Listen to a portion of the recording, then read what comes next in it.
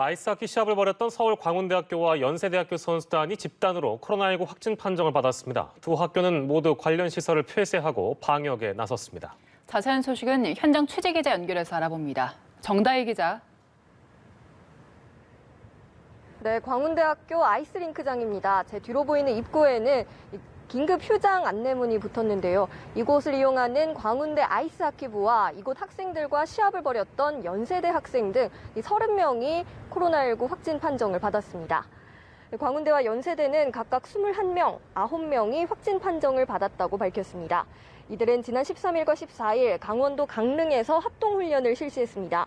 전지훈련으로 장시간 체류하면서 식사와 훈련, 사우나 등을 함께한 것으로 나타났는데요. 특히 경기 중 마스크를 제대로 착용하지 않아서 상대팀에게도 바이러스가 전파된 것으로 확인됐습니다. 방역당국은 총 87명이 검사를 받았고 이 최초 확진자 2명과 접촉자 26명이 양성 판정을 받았다고 밝혔는데요. 이 집계에 잡히지는 않았지만 접촉자 2명이 오늘 추가로 확진 판정을 받아서 말씀드린 대로 총 확진자는 30명이 됐습니다. 아이스하키부는 지난 12일 이곳 아이스링크장에서 단체 연습을 진행했고요.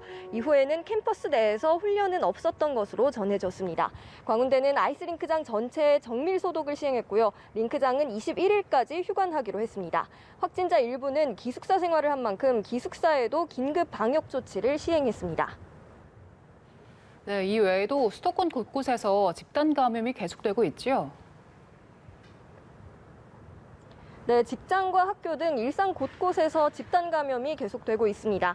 서울 관악구 사우나에서는 지난 11일 종사자 1명이 확진 판정을 받은 이후 관련 확진자가 110명을 넘어섰고요.